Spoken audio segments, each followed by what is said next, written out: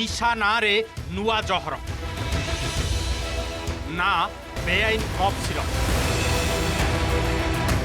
Bihar पाटनारू courier रे twin city को आसुछि। Medicine दुकान बदल रे निशा बेपारी पाखकू चालाण हेउछि।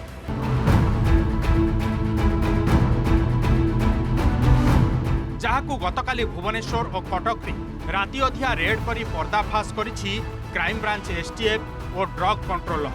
मंचेश्वर शिल्पांचलर एक कोरियर संस्था गोदामरू सीज बेले ये हेउछि प्राय 13,000 रु अधिक संख्यार बेआईन कोडिन फॉस्फेट कप सिरप बोतल। सेमती कटकर बादामबाड़ी स्थित LIC कॉलोनी निकट में अन्य एक गोदामरू भी 13,000 रु अधिक बोतल को मिसाई मोट 26,600 रु अधिक कप सिरप सीज करा जायछि। कोरियर जरिया एते परिमाण रे बेआईन कप सिरप मगाई चोरा चालाण करने अभियोग रे भुवनेश्वर भरतपुर अंचलर अंशुमान अभिजित साहू को गिरफ करा जायछि। तांको निकट 25,41,000 नगद टंका मध्य जबत होइछि। और टोटल जहाँ प्रथमे बादामबाड़ी रे सीजर हिछि तार फॉलो अप रे मंचेश्वर रे सीजर कराई छी। टोटल 26,658 बोतल 93 जेडी पैक्स रे थिला सेटा सीज कराई छी। ता संगे तापरे आमे जते ताकर घरे रेड कलु ताकर घर से कैश 25,41,000 टका पाई छु। तेबे एठी प्रश्न जेउ कप सिरप औषध दुकान रे मिलिबा कथा डाक्टर को प्रेस्क्रिप्शन रे दिया जिबा कथा ताहा कोरियर संस्था द्वारा मगाई कुआडे बिक्री करिथांते गिरफ अंशुमान।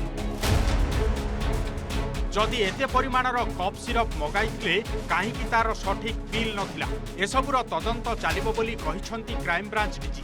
तेबे एहा केवल ट्विन सिटी रे बिक्री पाई आसिथिला ना राज्यर अन्य केउ सब स्थान को चालाण हेबार थिला ता चेर खोजिबाकू गुइंदा तथ्य संग्रह करा जाउथिबा से कहिसंती।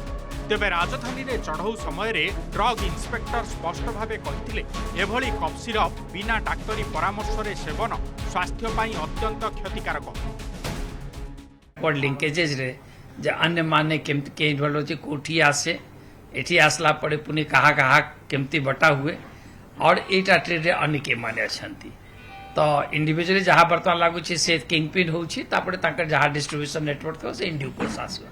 कोडिन फॉस्फेट जोटा अछि सेटा निशा हिसाब रे यूज होउछि जोटा कि मेनली मिस यूज होउछि बहुत माने बाहर स्टेट रो आसुछि हला तो बर्तमान आम तार इन्वेस्टिगेशन चलचु STF और ड्रग्स डिपार्टमेंट मिसिक रेड करूछु। एटे हाई क्वांटिटी रे it is hazardous to health.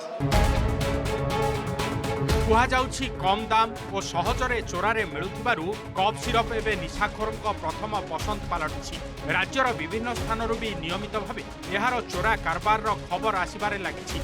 आज बुर्ला पुलिस पक्षरु पाट्रोलिंग बेले बोलेरपड़ा छक पाखरे 3 जण युवक और जड़े महिला 840 बोतल कप सिरप सांग बहु निशा इंजेक्शन जबत होइछि। समस्त अभियुक्तଙ୍କୁ गिरफ करा जाई कोर्ट चालाण करा जाइछि। भुवनेश्वर कैमरा पर्सन विश्वजित चंदन पाइक राय और संबलपुर संजय जेना रिपोर्ट OdishaTV।